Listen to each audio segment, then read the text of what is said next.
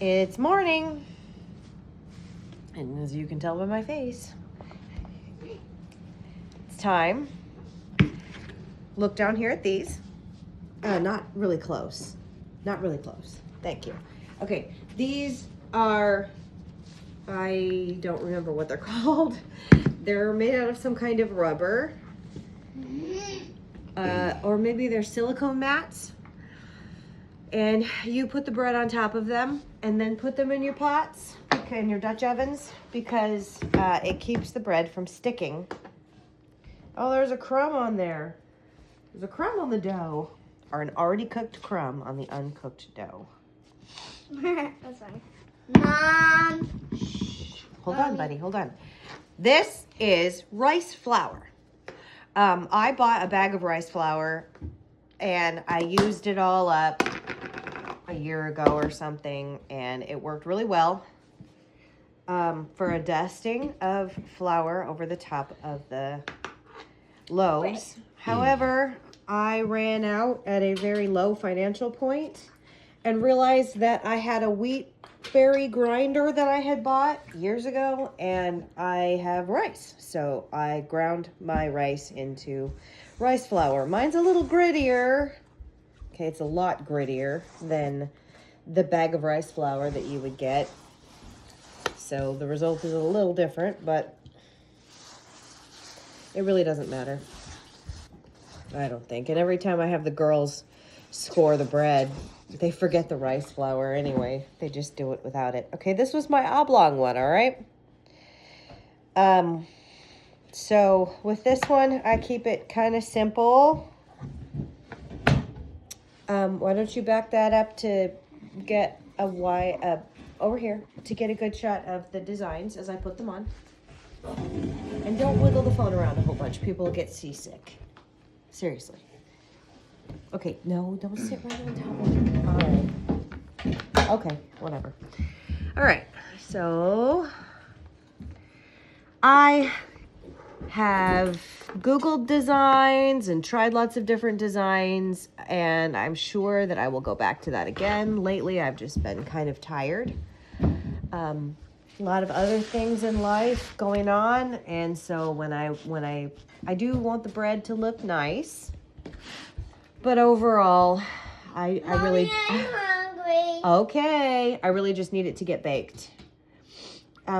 Winona, the eggs are out on the counter. Can you make your brother some eggs really fast? I don't want eggs. I want a sandwich, Mom. Oh, all you ever want is a sandwich. Okay, so this oblong one, I always just Sandwiches. slice it down the middle. Sandwich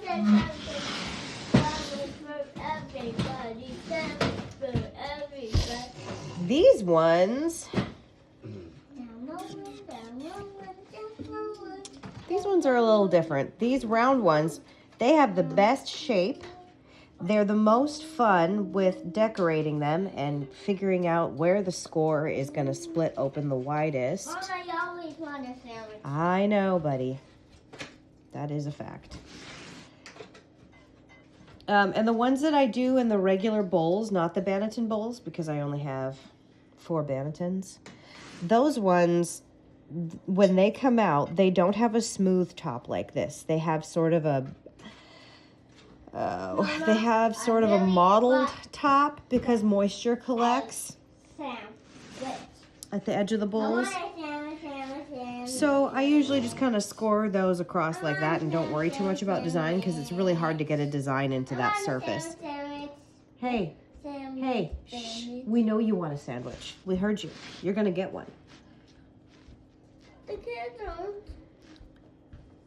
don't. But with the ones that have good smooth, I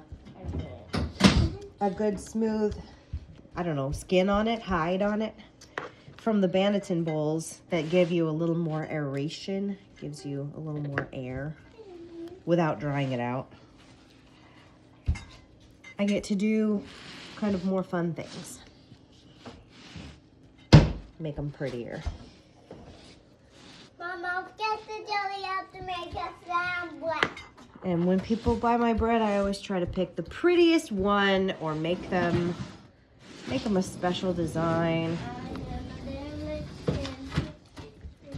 Okay, so this one's gonna split a little different. It's not down the middle, it's kind of to the side. And actually, now that I think about it, I wish I'd split it further. I wish I'd split it further down here. It gets kind of a cool ear if you do it further down there, but you know what?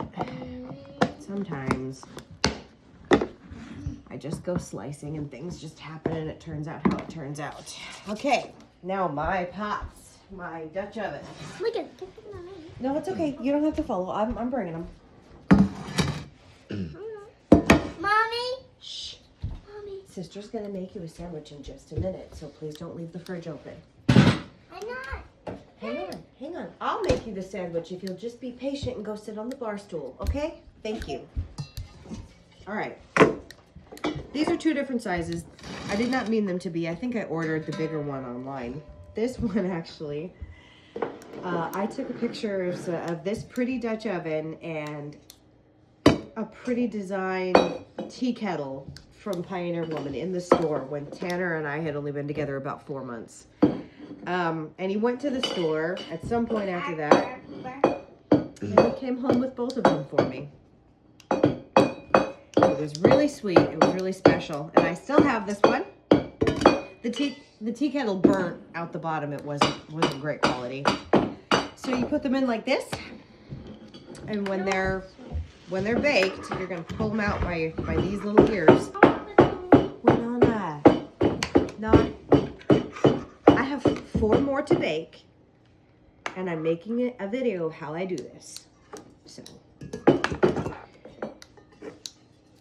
these pots are fairly cheap. They're enameled. They're kind of thin. But my oven runs extra hot. Both the oven and the stove. I feel like whenever waiting patiently does not include banging things on the counter.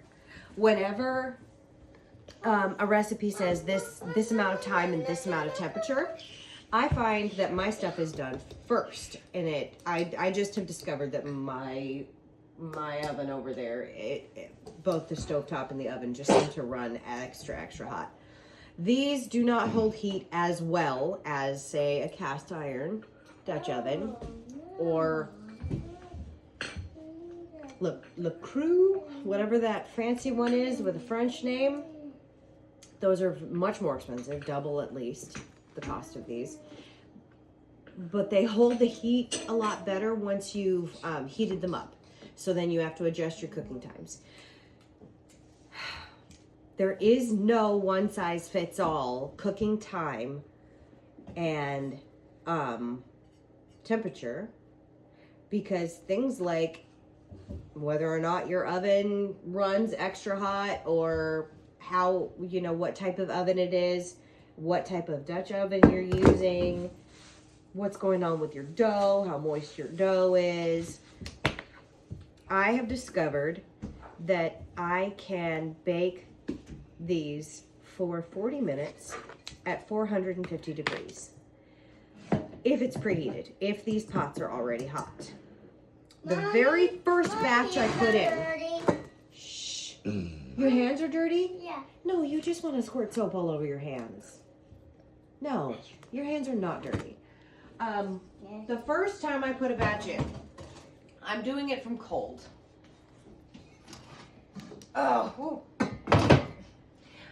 My oven rack's in the wrong place. I have to put it, I think I have to put it lower than that, don't I? This pot is a little big for the oven rack to be in the middle. I put them in cold.